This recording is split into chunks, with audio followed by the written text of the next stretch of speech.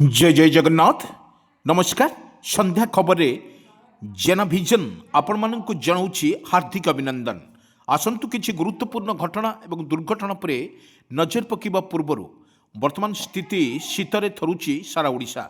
वर्तमान जहाँ अपडेट खबर सामना को आसूची पुणी एक लघुचाप जनित वर्षार ओडिशा यार प्रभाव पड़ न वर्तमान आहरी शीतर तापमात्रा अधिक बढ़ुची एवं जहाँ अपडेट खबर सामना को आसूची सबुठु बड़ खबर 48 घंटा मध्य वर्तमान जो पश्चिम जड़ को नहीं उत्तर दिगरे प्रबल पवन एवं राति तापमात्रा बढ़िया सहित प्रबल शीतरे थरुची सारा ओडिशा। जो विजुअल माध्यम आम आपण मानू देखु दर्शक बंधु देखंतु रास्ता घाट किपरि भाव शीतर प्रकोप न सही पारि बुढ़ा ठारू युवा पर्यंत समस्ते निआरे वर्तमान सेकी होउचंती। कारण एभली एक दृश्य आम सबु जिले अनेक जिले मध्य देखा मिलूँ किंतु ता सूक्ष्म वायु प्रभाव में ओडिशा रे 48 घंटा मध्य वर्तमान जो भली रही पश्चिम झड़ कथा जदि कहीपर पश्चिम झड़ वर्तमान ओडिशा रे प्रभावित हब आशंका रही। ये पाणीपाग विशेषज्ञ कहवा अनुजाई ओडिशा रे पश्चिम झड़ एवं काकर एवं ठंडा अनुभूत होउची अत्यधिक ठंडा फल वर्तमान 48 घंटे झड़ शीतरु आश्वस्त मिल आसंता 48 घंटा मध्य आसूची पश्चिम झड़ शीतरु मिल आश्वस्ति। किंतु राज्य में पश्चिम झड़ प्रभाव रे पश्चिम झड़ प्रभाव राज्य में कमुची शीत ताहार पाणीपाग विशेषज्ञ तरफ वर्तमान स्पष्ट कर फल राति रे तापमात्रा वृद्धि पाइब घन कुहुड़ीर दृश्यमान हेब विलंबित राति सकाळ एवं कुहुड़ी हेब किंतु पाणीपाग कहिछि जे किंतु किछि दिन शीतरु आश्वस्त मिल पारे। किंतु आमे जो भली कहूँ सुंदरगढ़ एवं कंधमाल एवं घन कुहुड़ी सहित वर्तमान 3टी जिला को मध्य येलो वार्निंग जारी करिछि भारतीय पाणीपाग विभाग। किंतु राज्य में प्रबल शीत जोगुरु वर्तमान देखा मिलूँ अनेक स्थान में अनेक जिले में देखा मिलूँ शीतर लहरी। किंतु यही परिप्रेक्षी में आम किसी दृश्य आम आपण मान पाखक रखुचु दर्शक बंधु जो दृश्य हूँ सकाळ किसी दृश्य जो भली आकाश वर्तमान मेघाच्छन्न टिके रही कारण जो पश्चिम झड़ आसूची ताहा मध्य अति विपज्जनक सूक्ष्म वायु जिते ओडिशा पर प्रवेश करुच्ची ता निश्चित भाव में आम कहीपर ये जो गैसटी प्रबल ठंडा हबार वर्तमान आशंका रही। प्रत्येक लोक मानू सचेतन कर आपण जदि यातायात करुछंती ताहले निजरे मास्क व्यवहार करने एसआरसी पक्षर पाणीपाग विशेषज्ञ तरफ निर्देशना जारी करिछि।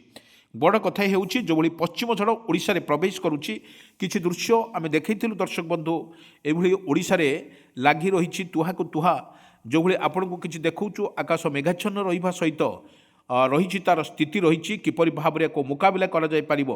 पाखापाखि आहुरी 30 तारिख पर्यंत अत्यधिक कुहुड़ी सहित वर्षार किछि नथिबो किंतु जदि पश्चिम झड़ आसुछि ताले काँ भाँ कौटी स्थान में वर्षार मध्य टिके झिपझिप वर्षार मध्य रही।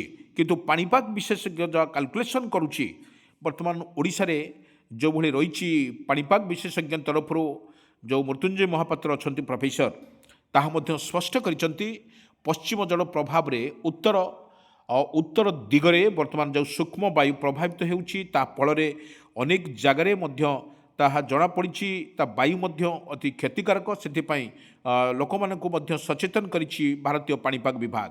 भारतीय पाणीपाग विभाग कहिछि जो भली आउ थरे आमे आपण मानू मने पकई दउछु जो भली ओडिशा रे शीतर लहरी वर्तमान चली प्रत्येक जगार प्रत्येक जिला कथा जदि कहीपर बालेश्वर भद्रक कटक पुरी गंजाम गजपति राउरकेला ढेंकानाल पारादीप यही स्थान मानक अत्यधिक ठंडा मध्य अनुभूत होउछि।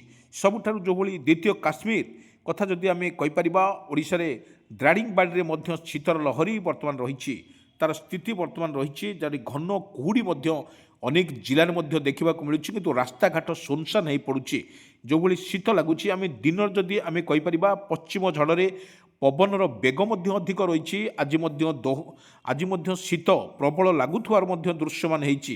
କିନ୍ତୁ ଆମେ ଅନେକ ଜାଗାରେ ଦେଖିଛୁ ଦର୍ଶକ ବନ୍ଧୁ, ଯେଉଁଭଳି ଭାବରେ ସ୍ଥିତି ରହିଛି, ପାଣିପାଗ ବିଶେଷଜ୍ଞ କହିବା ଅନୁଯାୟୀ କାଲକୁଲେସନ୍ ଚାଲିଛି ବର୍ତ୍ତମାନ କିପରି ଭାବରେ ଓଡ଼ିଶାରେ ରହିବ।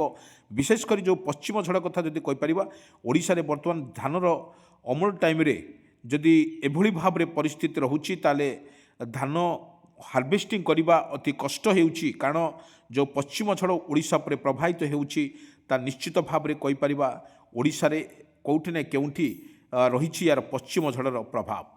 କୃଷକ ଭାଇର ଯେଉଁଭଳି ଧାନ କଥା ଯଦି ଚିନ୍ତା କରିବା, ଯେଉଁଭଳି ଧାନ ରହିଛି ତା'ର ପାଚିଲା ଧାନରେ ଏବଂ ଶୀତରେ ଥରୁଛି ସାରା ଓଡ଼ିଶା ଏବଂ କାକର ଭିଜା ଓଡ଼ିଶା ଏବଂ ଯେଉଁଭଳି ଥଣ୍ଡା ଅତ୍ୟଧିକ ଅନୁଭୂତ ହେଉଛି, ତାହା ସ୍ପଷ୍ଟ ବାରି ହେଉଛି କେଉଁଠି ନା କେଉଁଠି ଓଡ଼ିଶାର ପ୍ରତ୍ୟେକ ଜାଗାରେ ବର୍ତ୍ତମାନ ଶୀତର ଲହରୀ ଖେଳୁଛି।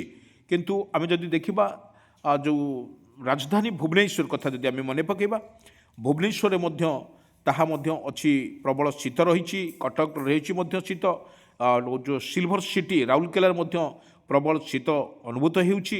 ଏହି ଶୀତକୁ ମୁକାବିଲା କରିବା ପାଇଁ ସରକାରଙ୍କ ତରଫରୁ ମଧ୍ୟ ବର୍ତ୍ତମାନ ବିଜ୍ଞପ୍ତି ଜାରି ହୋଇଛି। ବର୍ତ୍ତମାନ ଆପଣଙ୍କୁ କିଛି ଦୃଶ୍ୟ ମାଧ୍ୟମରେ ଆମେ ଦେଖାଉଛୁ। ଦେଖନ୍ତୁ ଦର୍ଶକ ବନ୍ଧୁ, କିପରି କୁହୁଡ଼ି ସବୁଆଡ଼େ ଘୁଟି ଯାଉଛି। ମୁହଁ ଆଉ ଗୋଟିଏ ଅନ୍ୟ ମୁହଁକୁ ଦେଖିବା ମୁସ୍କିଲ ହେଉଛି ଏବଂ ଗାଡ଼ି ଯିବା ଆସିବା ରାସ୍ତାରେ ପ୍ରବଳ ସୁନସାନ ହୋଇଯାଉଛି ଏବଂ ଲାଇଟ୍ ଦେଇକି ଗାଡ଼ି ଚାଲୁଛି ଏବଂ ସରକାରଙ୍କ ତରଫରୁ ବା ପରିବହନ ପକ୍ଷରୁ ବର୍ତ୍ତମାନ ସଚେତନ କରାଯାଇଛି, ଯଦି ଗାଡ଼ି ଚଲାଉଛନ୍ତି ତାହେଲେ କୁହୁଡ଼ିକି ଦେଖିକି ଆପଣ ଗାଡ଼ି ଚଲାଇବାର ରହିଛି। ସେଥିମଧ୍ୟ ସରକାରଙ୍କ ତରଫରୁ ମଧ୍ୟ ପ୍ରସ୍ତୁତ ମଧ୍ୟ କରାଯାଇଛି। ବଡ଼ କଥା ହେଉଛି ଯେଉଁଭଳି ତାପମାତ୍ରା, ରାତିରେ ତାପମାତ୍ରା ଯେଉଁଭଳିଆ ବଢ଼ୁଛି, ତାହା ମଧ୍ୟ ଘନ କୁହୁଡ଼ିର ଦୃଶ୍ୟମାନ ହେଉଛି। କିନ୍ତୁ ବିଳମ୍ବିତ ରାତି କଥା କହିପାରିବା, ସକାଳ ମଧ୍ୟ କହିପାରିବା ଅତ୍ୟଧିକ ଶୀତର ଥରୁଛି ସାରା ଓଡ଼ିଶା। କିନ୍ତୁ ଯେଉଁ ପଶ୍ଚିମ ଝଡ଼ ଓଡ଼ିଶାରେ ପ୍ରବାହିତ ହେଉଛି, ତାହାରି ପ୍ରଭାବରେ ପାଖାପାଖି ଶୀତର ପରିମାଣ କମିବ ଏବଂ ଶୀତର ଯେଉଁ ପଶ୍ଚିମ ଝଡ଼ ରହିଛି ତା'ର ମଧ୍ୟ କମିବ, ତାହା ମଧ୍ୟ ସ୍ପଷ୍ଟ କରିଛି ପାଣିପାଗ ବିଭାଗ। ପାଣିପାଗ ବିଭାଗ କହିବା ଯେ, କିନ୍ତୁ ଆମେ କିଛି ଦୃଶ୍ୟ ଆମେ ଆପଣମାନଙ୍କ ପାଖକୁ ନେଇଯାଉଛୁ ଦର୍ଶକ ବନ୍ଧୁ, ଯେଉଁ ଦୃଶ୍ୟ ଆଜି ମଧ୍ୟ ସନ୍ଧ୍ୟାବେଳେ କୌଣସି ଜାଗାରେ କୁହୁଡ଼ି ଏବଂ ହାଲକା ବର୍ଷା ମଧ୍ୟ ଦେଖିବାକୁ ହାଲକା ବର୍ଷା ହେବାର ମଧ୍ୟ ସମ୍ଭାବନା ଅଧିକ ଥିବାରୁ ମଧ୍ୟ ପାଣିପାଗ ତରଫରୁ ମଧ୍ୟ ସତର୍କ ସୂଚନା ଜାରି କରିଛି। କିନ୍ତୁ ବଡ଼ କଥା ହେଉଛି ଯେଉଁଭଳି କନ୍ଧମାଳ କଥା ଯଦି ଆମେ କହିପାରିବା, ତିନୋଟି ଜିଲ୍ଲା ଯେଉଁ ସୁନ୍ଦରଗଡ଼, ସମ୍ବଲପୁର ଆଉ କନ୍ଧମାଳ, ଘନ କୁହୁଡ଼ି, ଏ ଯେଉଁଠି ପାହାଡ଼ିଆ ଅଞ୍ଚଳ ରହିଛି, ତାହା ପାହାଡ଼ିଆ ଅଞ୍ଚଳରେ ଅତ୍ୟଧିକ କୁହୁଡ଼ି ସହିତ ଯେଉଁ ରହିଛି କୁହୁଡ଼ି ଥଣ୍ଡା ମଧ୍ୟ ଅନୁଭୂତ ହେଉଛି। ରାଜ୍ୟରେ ପ୍ରବଳ ଥଣ୍ଡା ଅନୁଭୂତ ହେଉଛି, ମାନେ ସମସ୍ତଙ୍କୁ କଲବଲ କରୁଛି।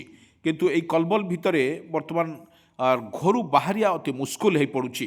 କାରଣ ଏଭଳି ଏକ ପରିସ୍ଥିତିରେ ରହିଛି, ଯଦି ବର୍ଷା ଯଦି ଏହି ପରିପ୍ରେକ୍ଷୀରେ ବର୍ଷା ଟିକେ ଯଦି ହୁଏ, ତାହେଲେ କହିଲେ ନ ସରେ। କିନ୍ତୁ ଯାହା ଭାରତୀୟ ପାଣିପାଗ ବିଶେଷଜ୍ଞ ତରଫରୁ ମଧ୍ୟ ସୂଚନା ରହିଛି, ଓଡ଼ିଶାରେ ବର୍ଷାର ଭୟ ନାହିଁ।